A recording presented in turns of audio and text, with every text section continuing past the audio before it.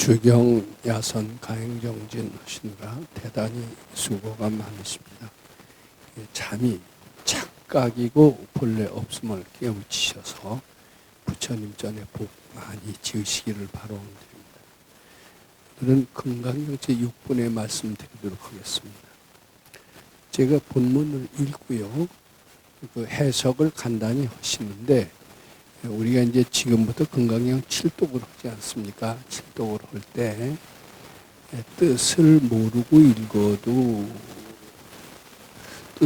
읽어도요, 공경심만 있으면 상당히 공덕이 된다고 해요. 근데 뜻을 알고 읽으면 아주 무식업장이 녹으면서 금생에 밝아질 수 있다, 이렇게 밝은이는 말씀하십니다. 그래서 저는 아주 쉽게 평이하게 초등학생도 이해할 수 있게끔 해석을 한번 해보고자 합니다. 밝은이가 보면 틀렸다고 볼 수도 있을지 모르지만, 하여튼 이해만 되면은 옳고 그르고가 문제가 아닙니다. 옳고 그르고 문제가 아니라 고개를 끄덕일 수 있고 이제 알만하다 그러면은 해석이 잘 된 겁니다. 아무리 해석을 잘했어도 모르겠다 하면은 이것은 해석이 잘 됐다 할 수가 없다, 이렇게 생각하면서 이해할 수 있고 공감할 수 있는 해석이 무엇인가, 이것을 생각하면서 6분의 말씀을 제한된 시간입니다. 짧게 해석해 보고자 합니다. 수벌이 100불어나되 수벌이 존자가 부처님께 이제 질문을 다시 드립니다. 세존하 파요중생이 등문 여시 연솔장구하고 생 실신불이까 그랬어요. 파요중생은 지금 여기 계신 대중들을 말할 것도 없지만은 미래에 오는 불자들이 이 글귀를 듣고 믿는 마음을 내겠습니까? 그랬습니다. 이 글귀는 어떤 글귀냐면 금강경 5분의 제일 마지막 구절, 즉 범소유상은 개시허망이라 약견재상이 비상이면 직견열애이라는 이 글귀를 듣고 믿는 마음을 내겠습니까? 공감을 하겠습니까? 그런 얘기입니다. 그런데 이 공감할 수 없는 어려운 구절이다, 이런 뜻이 포함되어 있습니다. 그 구절이 뭐냐면요, 범소유상 개시허망을 해석을 잘해야 됩니다. 보통 제가 밖에 나가서 금강경 해석한다는 이들 또는 금강경 해설서를 보면은요, 범소유상을 마음속에 있는 어떤 분별로 해석을 해서 하시질 않아요. 근데 마음 밖에 나타나는 어떤 현상들, 요렇게 해석을 합니다. 마음 밖에 나타난 현실은 개시허망이다, 무상하다, 이렇게 해석을 합니다. 근데 이렇게 해석을 하면은 금강경 실천이 불가능합니다. 그래서 그렇게 해석하시는 나는 금강경을 읽어서 지혜로워지고 밝아지고 능력이 있어진다는 것은 거의 불가능합니다. 그러니까 실천 가능한 해석을 하는 것이 도인다운 해석이다라고 이렇게 저는 믿습니다만, 이 해석 굉장히 중요합니다. 이 해석만 잘 공감을 하신다면 즐거움이 생기고 믿는 마음이 생기고 실천할 의욕이 생기고, 이거 참 중요해요. 근데 그게 범소유상을 내 눈앞에 있는 마음 밖의 어떤 현상, 즉 재행이라고 해석하면 안 됩니다. 내 속에 있는 분별, 망상이라고 해도 번뇌, 내 마음 속에 있는 분별심, 이것을 범소유상이라고 해석해야 합니다. 내 모든 생각은 개시허망이다, 잘못된 것이다, 착각이다. 내 생각이 일어날 때는 이 생각이 일어나는 그 대상을 팩트로 봅니다. 팩트라고 보지. 팩트의 반대는 뭐냐면 허상이죠. 허상이라고 인식하는 나는 이 생각이 이어지지가 않아요. 근데 이 내가 생각하는 어떤 그 대상, 목적어가 팩트라고 보기 때문에 궁리에서 궁리가 자꾸 이어지게 돼요. 근데 그것을 팩트라고 보지 마라. 그게 범소유상 개시허망이라는 뜻입니다. 근데 이 구절이 믿기가 어려운데, 여기 있는 대중이나 미래에 오는 불자들이 이 글귀를 듣고 실시 참다운 믿음을 낼 수가 있겠습니까? 공감하고 그렇구나 이렇게 하실 분 있겠습니다. 여기 법문 들으신 분들은 이런 얘기를 저한테 종종 합니다. 법사님 법문 듣고 참 첫 번째부터 확 믿어졌다. 뭐 요새 말로 뿅 갔다 이런 말씀을 많이 하십니다. 근데 그게 올바르건 그런 건 상관없어요. 그건 믿음이 났다는 믿음이 났다는 뜻인데 실신부리까 그런 뜻이에요. 뿅 갔느냐 이렇게 물어보는 거나 똑같습니다. 그랬더니 불고 수보리 하시되 부처님 수보리에 이제 그런 뿅 간 사람이 거의 없다. 잘 믿음이 안 가거나 틀린 얘기다. 비현실적인 말씀이다. 옳기는 옳아도 또는 비현실적인 말씀이다. 또는 옳지도 않다. 그러면서 믿는 마음을 잘 내는 사람이 없을 것 아니냐. 이게 수보리 존재는 그렇게 생각하고 믿는 마음이 있겠습니까? 이렇게 질문하는 거예요. 그랬더니 부처님께서 이제 말씀하시기를 막작시설 아니다. 그렇게 믿는 사람이 있다. 이 글귀를 듣자마자 확 믿는 마음이 날 뿐만 아니라 그 글자 말귀를 듣자마자 야 내가 오랫동안 생각해 왔던 것을 어떻게 부처님이 이렇게 속 시원하게 얘기를 해주시는구나. 그러면서 굉장히 기뻐하면서 체류비읍을 하는 수가 있습니다. 많은 분들은 백선생님을 만나 뵀을 때 뭐 두려워하고 어려워하고 그리고 심지어는 괜히 왔다 이렇게 생각하는 사람들도 있는 것 같아요. 그런 사람은 이제 고비에 다시 못 오게 되죠. 근데 저는 그런 얘기를 종종 듣습니다. 백선생님 만나자마자 마음이 편안해지면서 아무 말도 안 나오고 그냥 눈물만 나왔다고 그래요. 한없이 눈물만 나왔다는 사람은 전 종종 만납니다. 그런 사람들은 백선생의 말씀이 좀 믿어지는 거예요. 그리고 얼굴만 봐도 공경심이 나는 거예요. 그런 분들이 종종 있습니다. 이제 그런 분들은 공부할 수 있는 선근인데 요 다음에 나온 것처럼 여러 생 별로서 온 사람, 여러 생 그런 선지식을 만났으면 그런 법문을 들렀으면 그 별로서 온 사람은 딱 보자마자 듣자마자 마음이 편안해지면서 믿는 마음이 생기면서 경우에 따라서 하얀 눈물로서 그 표시가 납니다. 그래서 여기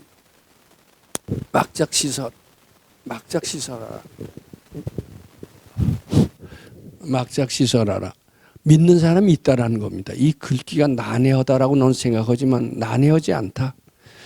믿는 사람, 공감하는 사람이 있고 편안해지는 사람이 있고 하염없이 눈물을 흘리는 사람들도 있다.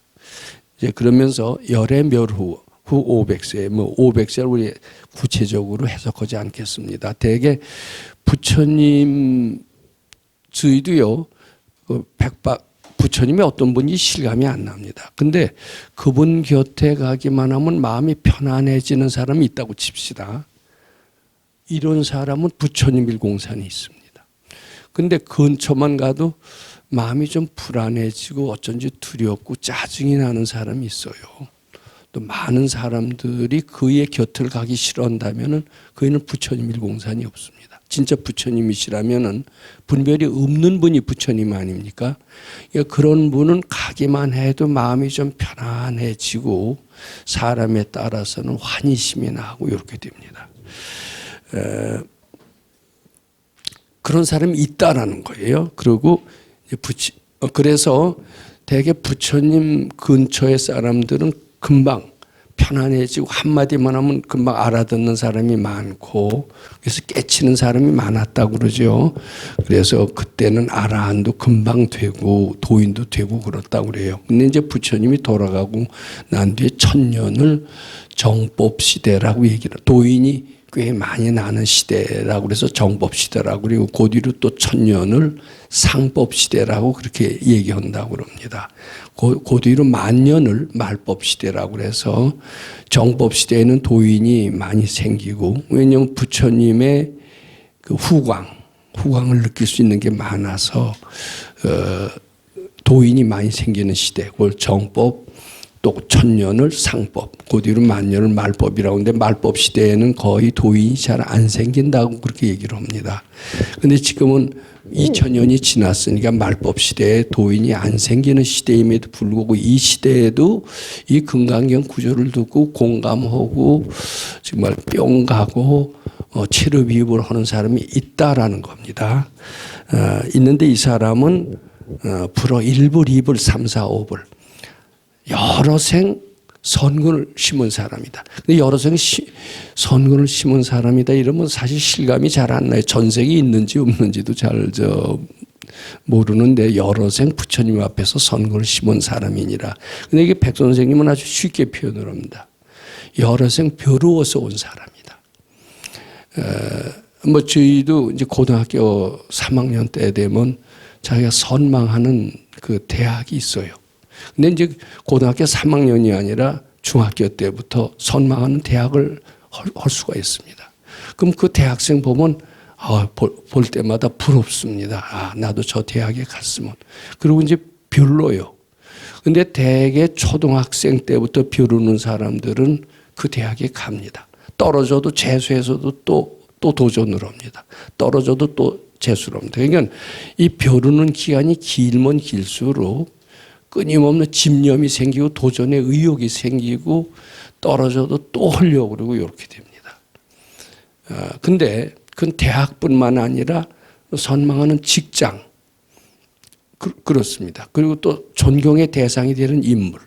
그럼 그 사람을 자꾸 벼르고 또 이렇게 벼루어서 그 사람 한번 만나기라도 했으면 금생이라도 못 만났으면 내생이라도 만났으면 이렇게 자꾸 벼르다가 만나면은 어때요? 굉장히 반갑고 다른 사람은 그의 말이 참 어렵다고 하더라도 나는 쉽게 알아들리고 아주 이렇게 되는 수가 있습니다.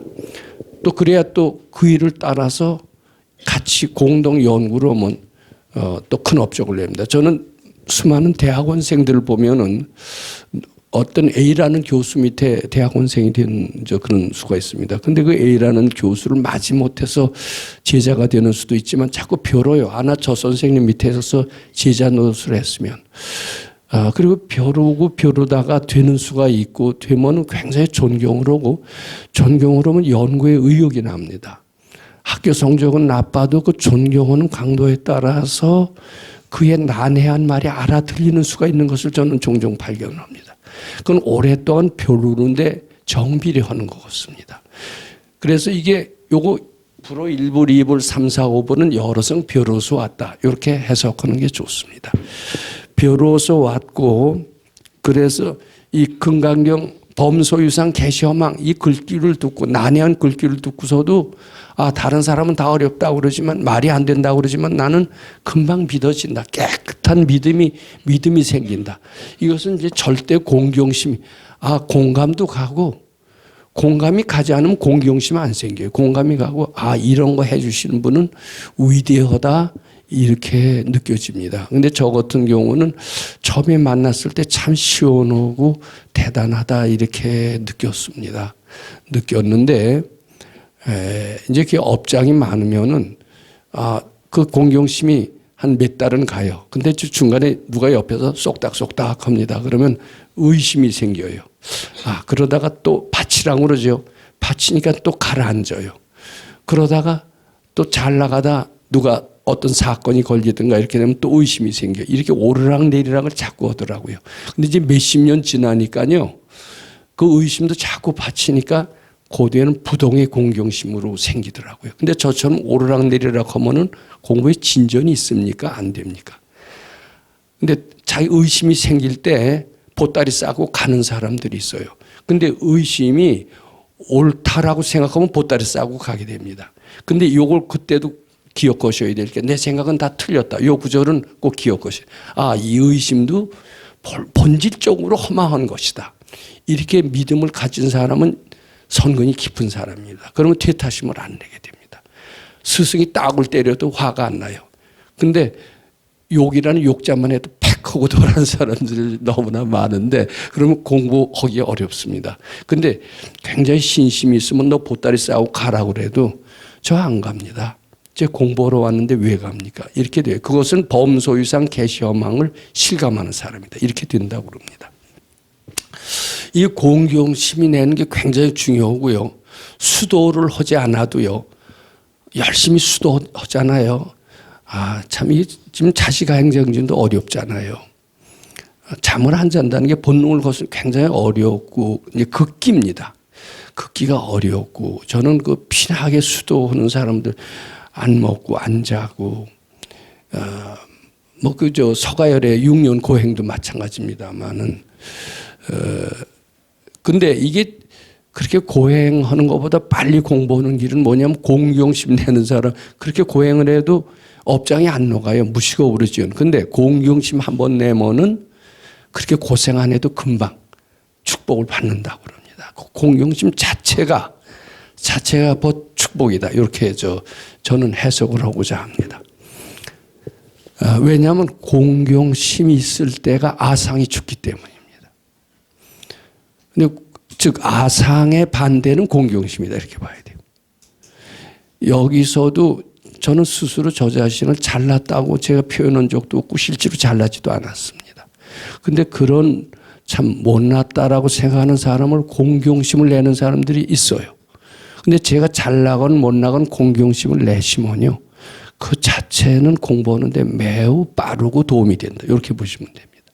조건이 없어요. 공경심에는. 근데 요새는 딱을 때려주는 스승도 없습니다. 근데 우리 선생님은요, 죽비치지 않아요. 딱을 때려요. 하도 딱을 맞으니까 제자는 처음에 팩했겠죠. 팩하다가 나중에는 공경심이 생기면 어떻게 되는 줄 아세요? 나를 따구를 때려주는 스승께서는 얼마나 손이 아프실까? 아니, 공경심이 생기면 따구를 때리면 팩하는 게 아니라 따구를 때려주는 스승께서는 아니요, 따구 때리는 게 아닙니다.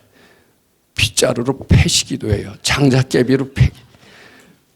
자, 이 인권 침해다. 경찰에 소송합니다. 요새 애들 소송하면 끝이죠.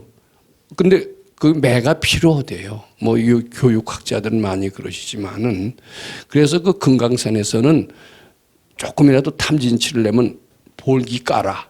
그래갖고서는 장작개비로 패셨대요. 누가 보면 무도하다고 그러죠. 그리고 육두문자도 종종 씁니다. 여기 제가 어떤 법문 시간에 우리 지도 교수는 성격이 개지랄 같다고 그랬더니 야, 법사님도 저런 표현을 쓰시나 하고 의심을 하는 분이 있더라고요. 근데 그 개지랄이라는 표현은 제가 백 선생님한테 배웠어요. 왜냐하면 이 몸뚱이 착이라는 것은 개지랄 같거든요. 그러니까 그 개지랄이 욕이 아니라 정확한 표현입니다. 이게 점잖지가 않습니다. 이게 탐진치라는 게. 자기 밖에서 아무리 점잖은 소리 들어도요. 이게 자기 마음 뒤로다봐. 특히 탐심 내고 진심 낼 때는 그 진심이 얼마나 추운 줄 아세요? 그 진심의 발광이 얼마나 형편없는 줄 아세요? 그 개지라라는 표현이 아주 정확한 표현이에요. 자, 그 다음에요. 근데 이렇게 해서 깨끗한 믿음을 내는 사람은 무량복덕을 받는다는 거예요. 아상이라는 놈이 그 개지랄 같은 장난치는 그게 없어지기 때문이다. 그래갖고 뭐가 드러나요? 본래 모습이 드러나. 우리 본래 부처거든요. 부처의 모습이 드러나니까 무량복덕을 받는다는 이야기입니다. 무량복덕을 받는다는데 그 이유를 설명을 하세요. 자, 여기 뭐라고 그랬느냐 하면은 하이고 시제 중생은 무부 아상인상 중생상 수자상. 이게 나라는 생각이죠. 이기심이죠. 이게 허상이기 때문에 그래요. 근데 이게 허상이라고 믿질 않습니다.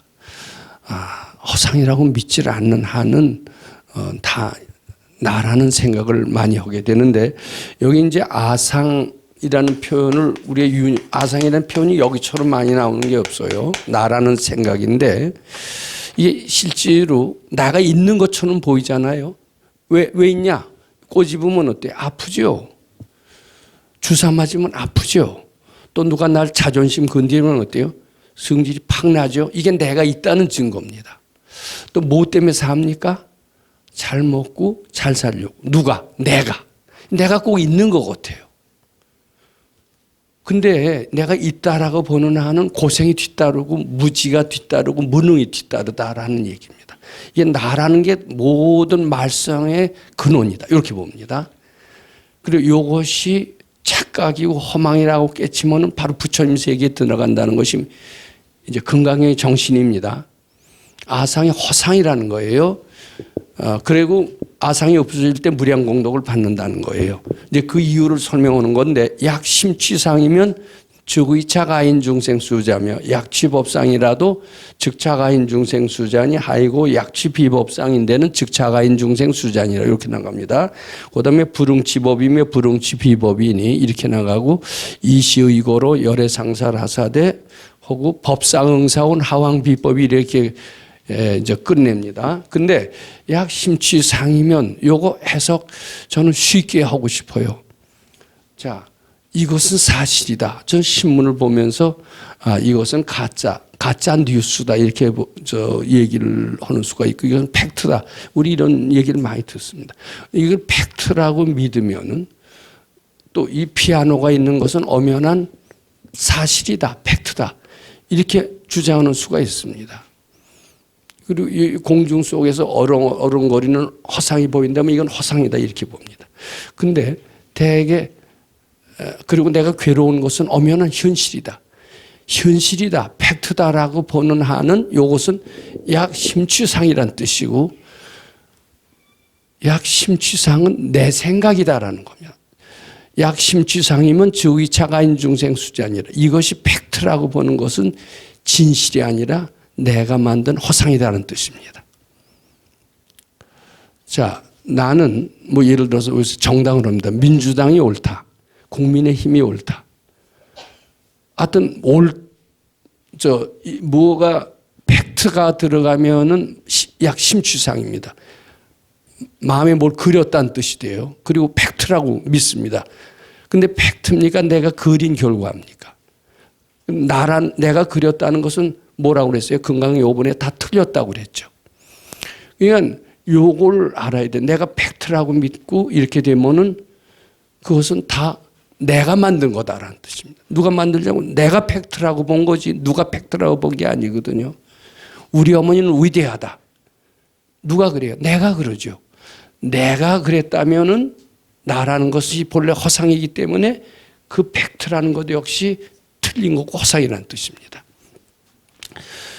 근데 약심취상을 구체적으로 설명을 해서 약취법상과 약취비법상으로 나눕니다. 약취법상, 약취비법상을 한데 합쳐서 약심취상이 되는 겁니다.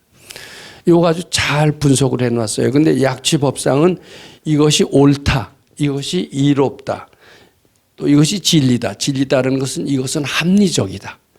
이것을 합리적이다라고 보죠. 지금 직장 다니면서 이것은 합리적인 판단이기 때문에 제가 제안을 드리는 겁니다. 이것이 과학적이기 때문에 제안을 드리는 겁니까? 누가 합리적이다?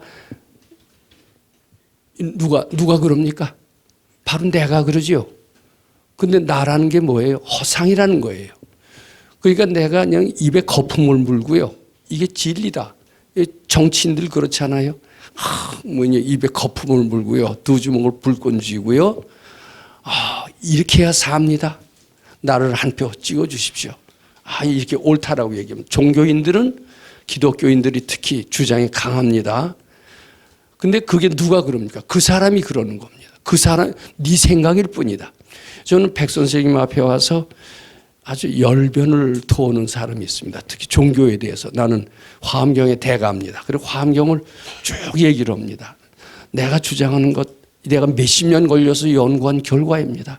이것이 꼭 진리라고 믿습니다 하고 딱 주장을 하다가 한참 듣고 있다가, 그게 네 생각이지? 딱 그래요.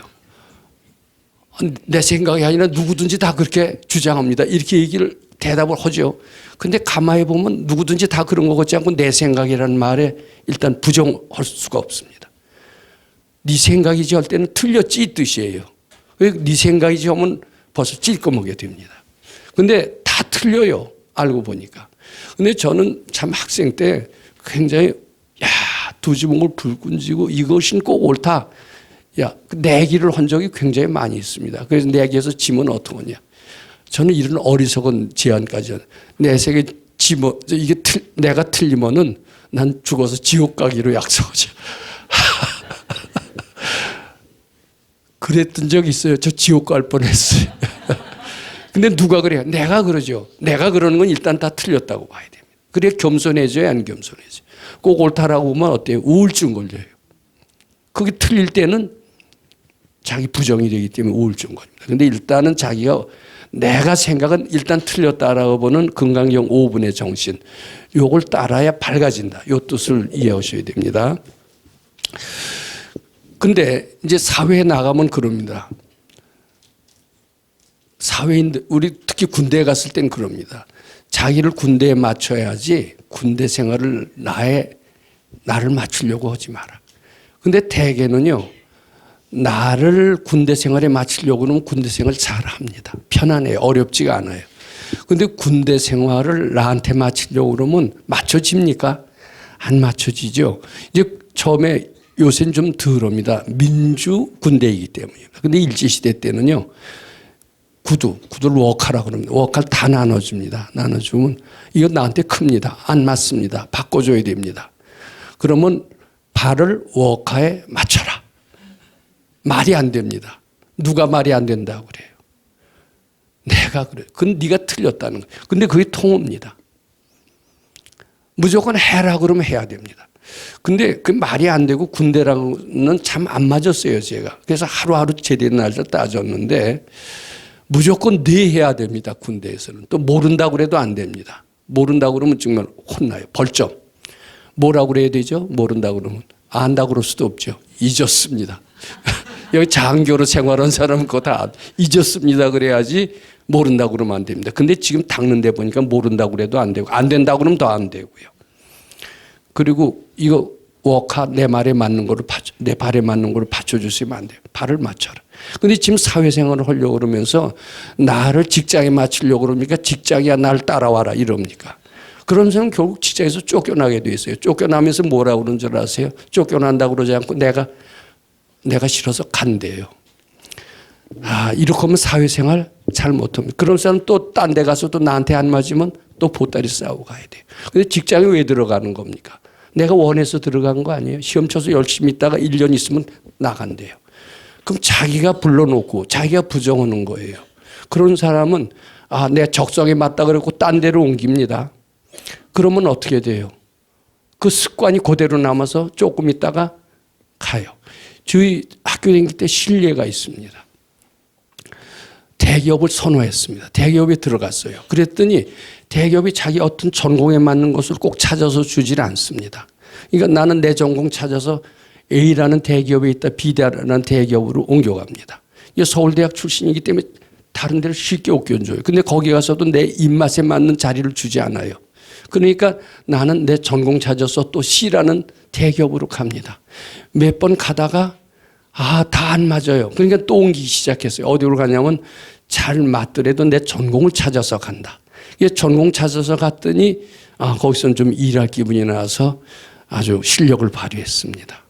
그럼 잘하면 좋은데 거기 있으니까 잘하고 다 잘들 해줬는데 또 누가 쏙닥쏙닥 그러니까 이게 뭐 여기는 엉터리다. 그리고 또 떠납니다.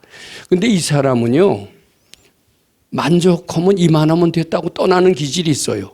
그런 사람은 어떤 직장에 갖다 놔도 이 핑계 저 핑계 자기 전공이 안 맞아서 떠나고 전공이 맞아서 무슨 이유를 걸고 떠나고 그러면 그 사람은 자기 적성과 전공에 맞춰서 하는 데를 찾아가야 됩니까? 마음부터 닦아야 됩니까? 마음부터 닦아야죠. 마음 닦는 게 뭐냐면 이것을 팩트라고 생각하는 한은 마음 못 닦습니다.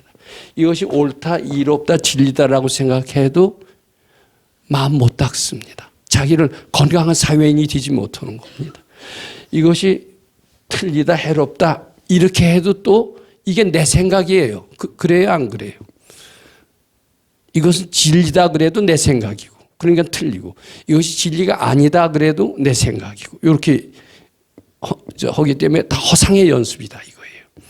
즉 법상응상항비법이라는 것은 내 생각은 다 틀리니까 나를 현실에 맞추고 나를 직장에 맞추고 나를 부처님 시봉하는 데다 맞춰야 됩니다.